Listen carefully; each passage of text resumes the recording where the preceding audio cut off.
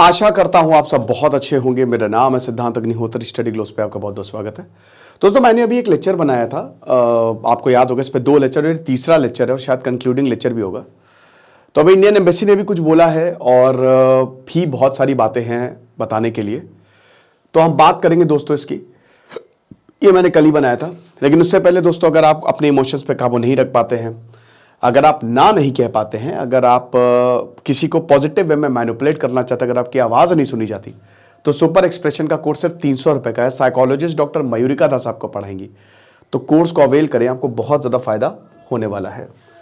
तो यार, यहाँ पे हम बात करेंगे कि देखिए, अभी कुछ इंडियंस जो हैं, मिनिस्ट्री ऑफ एक्सटर्नल अफेयर्स ने ये बोला है कि वो रशियन आर्मी से रिलीज कर दिए गए हैं। अब देखिए, यहां पे और भी चीजें बोला है, ठीक है ना। देखिए, मैं आपको यहां मिनिस्ट्री ऑफ एक्सटर्नल अफेयर्स का स्टेटमेंट जो है वो दिखाना चाहता हूं, ठीक है। तो ये स्टेटमेंट उनका आया था पूरा का पूरा, ये आप देख सकते हैं कि we have seen some inaccurate reports in the media regarding the Indian with the Russian army helping seeking help for the discharge. मतलब कुछ हमको इनएक्यूरेट रिपोर्ट्स मिल रही है मीडिया, भारतीय जो रशियन आर्मी है उनको वापस जाना डिस्चार्ज के लिए। देखिए, तो यहां पे बताया है इन मिनिस्ट्री ऑफ एक्सटर्नल अफेयर्स ने, ऐसी फेक न्यूज ना फैलाएं। दूसरी चीज, अगर कोई भी ऐसा केस है इंडियन एम्बेसी के पास आ रहा है, तो हम रशियन अथॉरिटी से बिल्कुल बात कर रहे हैं, हम रशियन एम्बेसी से बात कर रहे हैं। इंडियंस, अब उसका रिजल्ट ये है कि जो इंडियंस हैं उनको ऑलरेडी डिस्चार्ज कर दिया गया है, तो टेंशन लेने की बात नहीं है। हम कमिटेड हैं, हमारी टॉप प्रायोरिटी है और हम लगातार परस्यू कर रहे हैं कि अगर इंडियन नेशनल का कोई भी केस आए तो उसको जल्द से जल्द रशियन आर्मी से डिस्चार्ज करें। तो हमको पता है कि कुछ इंडियन नेशनल्स ने सपोर्ट जॉब्स के लिए साइन किया है रशियन आर्मी के लिए। अब इंडियन एम्बेसी ने लगातार इस मैटर को लिया है ताकि जल्द से जल्द उनको यहां पे भेज दिया जाए, और हम सारे इंडियन नेशनल को यही बोलते हैं कि इस कॉन्फ्लिक्ट से दूर रहें। तो देखिए, ये आर्मी, मतलब यहां पे इंडियन एम्बेसी ने, मिनिस्ट्री ऑफ एक्सटर्नल अफेयर्स ने सीधा सीधा ये बोला है कि बेटा दूर रहो, वरना लेने के देने पड़ जाएंगे, और फेक न्यूज से भी दूर रहे। ये भी मिनिस्ट्री ऑफ एक्सटर्नल अफेयर्स ने क्लियर कर दिया है। अभी हिंदुस्तान टाइम्स में बहुत अच्छा आर्टिकल छपा था, मैं बताना चाहूंगा यहां पे 2 दोस्तों की कहानी। ये पढ़ के थोड़ा मैं भी डिस्टर्ब हो गया, मेरा दुख, मैं बहुत दुखी हूं यहां पे जो मंगूकिया हैं उनके लिए, और ताहिर मोहम्मद के लिए उतनी खुशी हो रही है। क्या है देख सकते हैं। ताहिर मोहम्मद 24 साल के हैं। अब बताते हैं कि मेरा जो दोस्त था हेमिल मंगूकिया, अगर वो मुझे कॉल नहीं करता तो शायद मैं मर जाता। मेरे दोस्त ने मेरी जान बचा ली, जो कि फेलो गुजरात, दोनों ही गुजरात से आते हैं। अब ऐसा क्या बोला हेमिल मंगूकिया ने? हेमिल ने ये बोला, कुछ भी हो जाए, आसमान इधर से उधर हो जाए, लेकिन मेरे पीछे मत आना, फ्रंट लाइन यानी कि वॉर में मत आना, तुम बचोगे नहीं। निकल जाओ तुरंत भारत, जहां पे तुम बच जाओगे। अभी तुम्हारी ट्रेनिंग हुई है, तुम अभी रशियन ट्रेनिंग कैंप में हो, उनकी आर्मी के ट्रेनिंग कैंप में हो, तो बेस्ट यही है कि तुरंत भारत निकल जाओ, अभी तुम्हारे पास मौका है, क्योंकि एक बार तुम फ्रंट लाइन पे आ गए तो there is no looking back.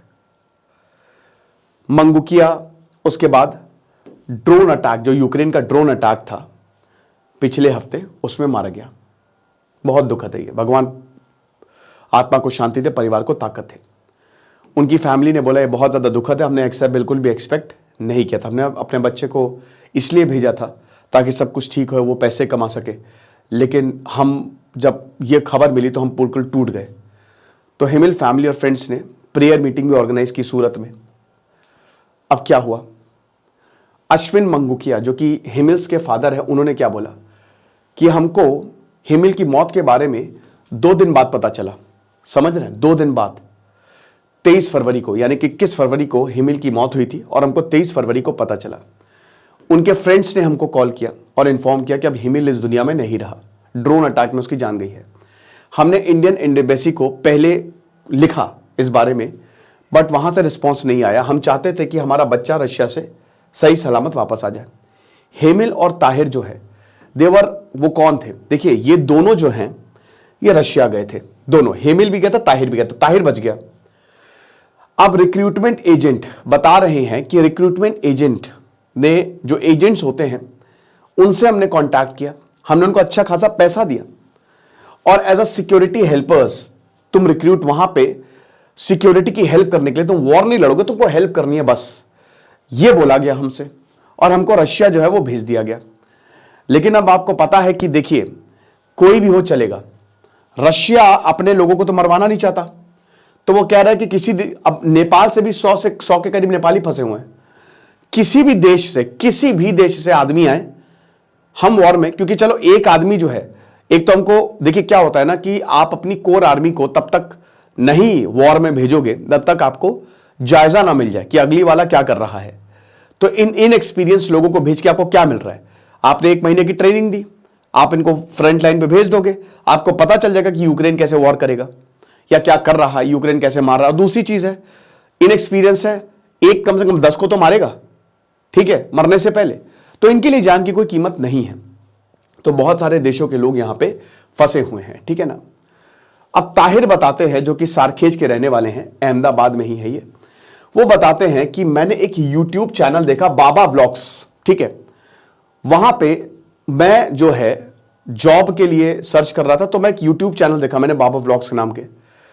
तो अब देखिए, मैं एक हाई स्कूल ग्रेजुएट हूं, तो मैंने पहले एक रिटेल स्टोर में काम किया था, यहीं पे अहमदाबाद में, एक सारखेज में ही बगल में एक रिटेल स्टोर था, किराने की दुकान थी, वहां पे मैंने काम किया। पैसे उतने मिलते नहीं थे, मुझे अच्छे पैसे चाहिए थे क्योंकि परिवार बड़ा था।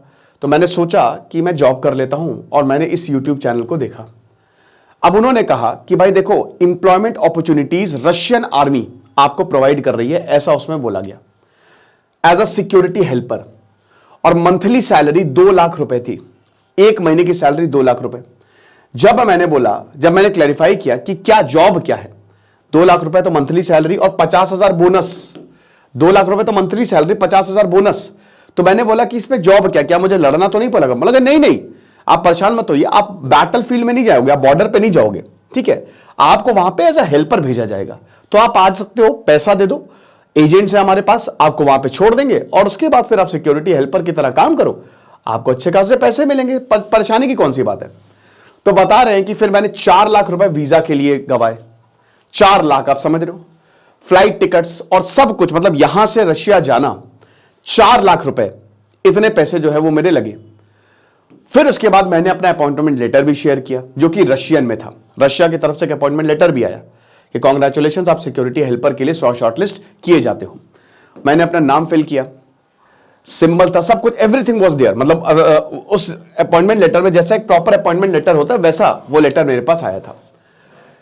फैजल खान, जो कि यही बाबा व्लॉग्स के बिहाफ पे ये आदमी बात कर रहा था, ठीक है, और मोइनुद्दीन मोहम्मद जो है वो मेन पर्सन था, जो कि इस हायरिंग प्रोसेस में इन्वॉल्व था, ऐसा ताहिर मोहम्मद ने बताया, ठीक है।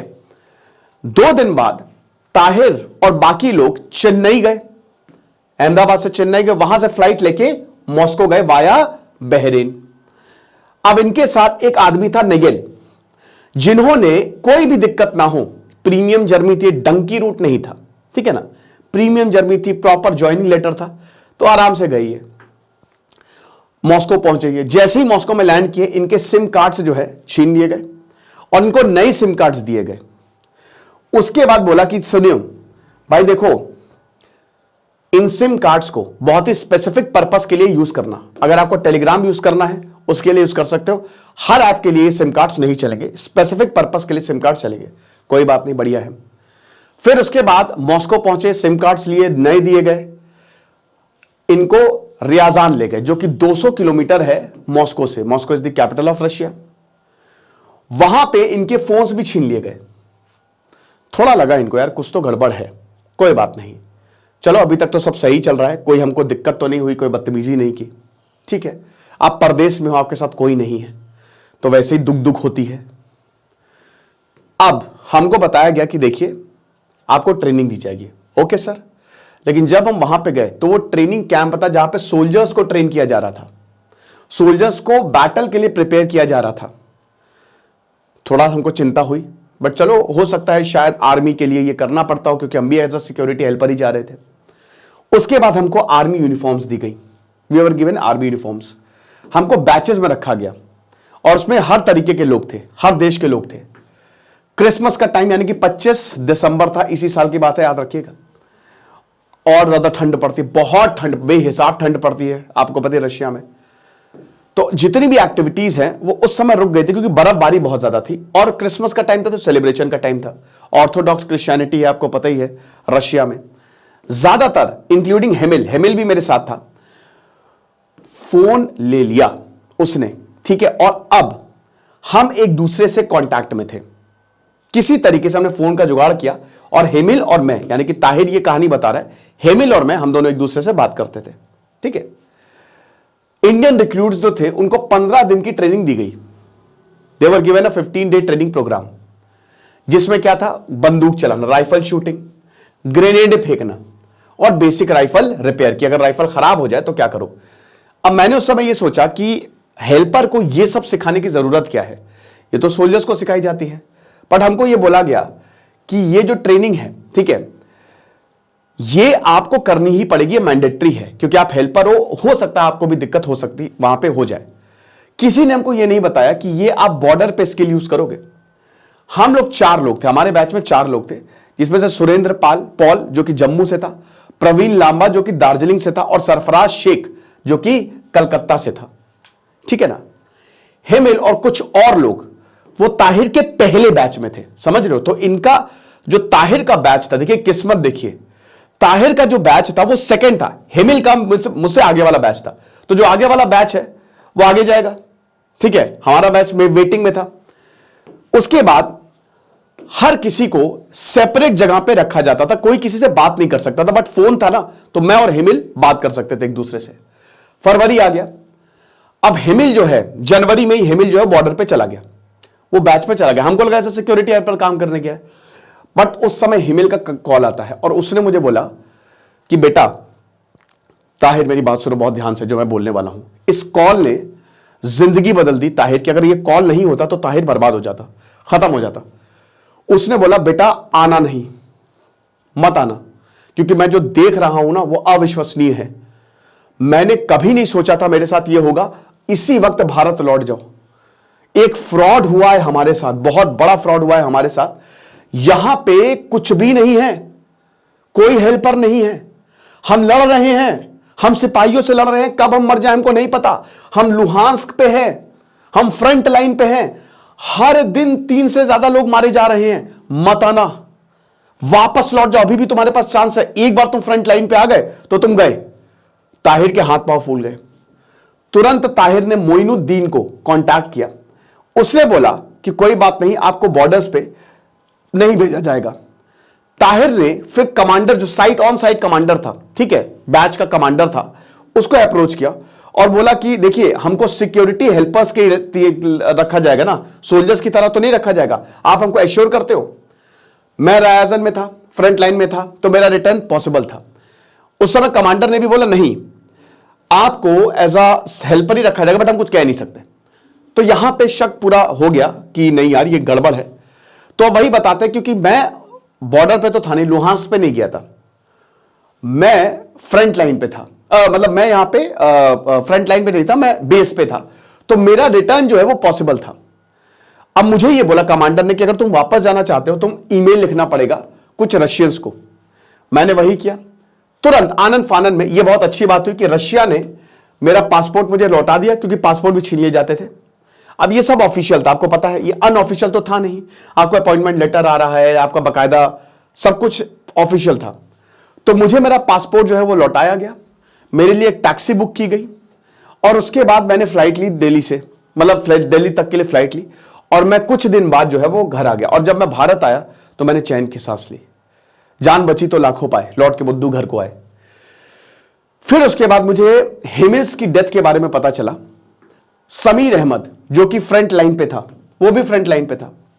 समीर ने मुझे बोला कि हेमिल जो है उसकी मौत हो गई है, जिस इंसान ने तुम्हारी जान बचाई, एक ड्रोन अटैक से उसकी मौत हुई। और 3 और भारतीय थे इंक्लूडिंग समीर, जो कि उससे बस 200 मीटर पे थे, बच गए, वरना हम भी मारे जाते। वो गड्ढे खोद रहे थे, बंकर खोद रहे थे, और बुरी, मतलब नैरोली उन्होंने मौत को जो है वो चकमा दिया। कमांडर जो है, जो कमांडर ऑन साइड था, वो भी मर गया उस अटैक में। और यही बोला कि कम से कम 22 लोग हेमिल के साथ मारे गए 21 फरवरी को, जो ड्रोन अटैक हुआ था। तो ये एक ऐसी कहानी है, अगर आप सोचें तो आप डर जाएंगे।